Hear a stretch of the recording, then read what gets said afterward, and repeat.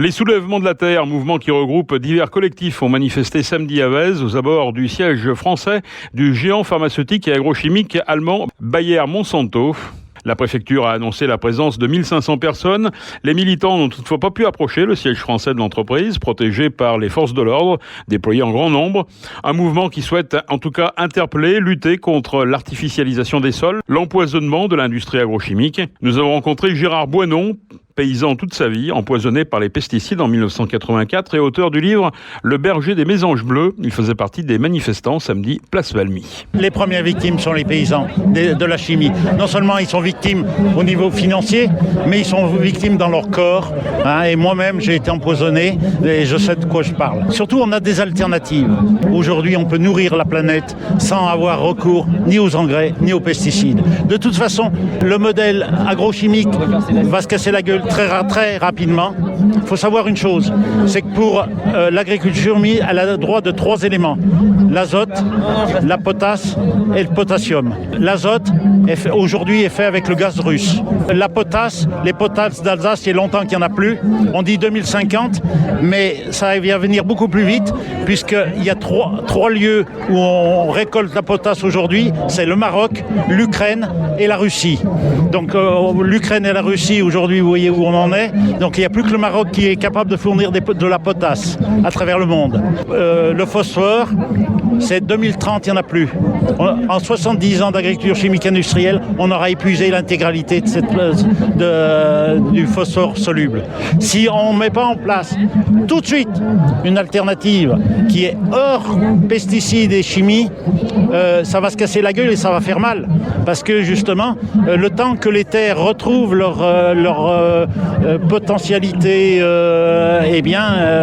pendant ce temps-là, il va y avoir beaucoup de morts. Et la prochaine, moi je suis persuadé d'une chose, c'est que la prochaine pandémie, alors ça sera peut-être une pandémie, mais la prochaine fois, ça sera alimentaire. C'est une pénurie alimentaire. La prochaine pandémie sera une pénurie alimentaire. Alors ça sera peut-être pas la prochaine, ça sera peut-être l'après, on peut pas savoir, mais très prochainement, on aura une pénurie alimentaire. Ça, j'en suis persuadé. C'est pour ça que je suis là, c'est pour ça que je continue de me battre, même que j'ai 74 ans aujourd'hui. À un moment donné, il faut arrêter, quoi. Et l'agritech, vous n'y croyez pas? C'est pourtant la formule qui est prônée aujourd'hui par le gouvernement. Alors, je dis pas qu'elle peut pas aider, un tout petit peu pour être plus précis. Ça, je veux bien y entendre, pour soulager au niveau du travail paysan. On va pas tout cracher, on va pas jeter le bébé dans l'eau du bain. Mais à un moment donné, il faut. Moi, j'y crois pas parce que de toute façon, on n'aura pas les éléments. Les éléments, on ne les aura plus. Le prix du pétrole, du gaz suisse pour faire de l'azote, on n'aura pas. Quand il faudra aller chercher faire de l'azote agricole avec des gaz de schiste qui coûtent l'extraction, qui coûte une fortune. Moi, je peux pas y croire, c'est pas possible. Qu'on vienne m'expliquer, on va garder ce gaz de schiste pour les avions, pour les choses indispensables, mais pas pour faire de l'azote agricole. Ceux qui n'ont pas compris ça, c'est se fermer, se mettre des œillères, quoi. Aujourd'hui, on n'a plus, et la pénurie mondiale d'énergie fossile, etc., fait qu'obligatoirement, il faut qu'on se retourne. Il faut savoir que tous les pesticides sont fabriqués à partir du pétrole. Alors le changement de paradigme, c'est quoi alors? Qu'est-ce que c'est l'avenir de ce monde paysan? Comment on peut le sauver? Il faut rediviser les terres. Les terres se sont multipliées, ont agrandi. Aujourd'hui, il faut les remultiplier. Il faut refaire des jardins familiaux. Il faut retrouver une souveraineté alimentaire.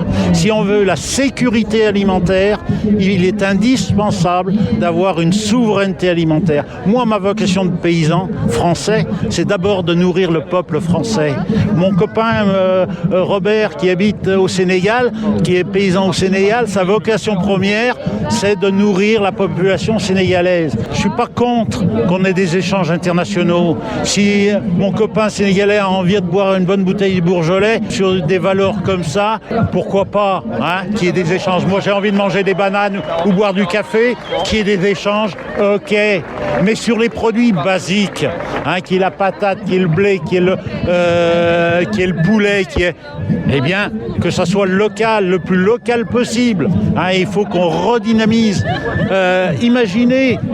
Imaginons un seul instant qu'une centrale nucléaire dans la vallée du Rhône pète. Aujourd'hui, tout le nord de l'Europe n'a plus de légumes. Tout le nord de l'Europe. Paris n'a que 2 jours d'avance en légumes. C'est insensé. Alors que moi, à Bourg-en-Bresse, à la sortie de la guerre, il y avait 40 maraîchers. Aujourd'hui, ils sont plus que 2. Il y a un truc qui va pas. Où est la souveraineté alimentaire? Ça sera toujours ma bataille. Gérard Boinon, paysan et auteur du livre Le berger des mésanges bleus.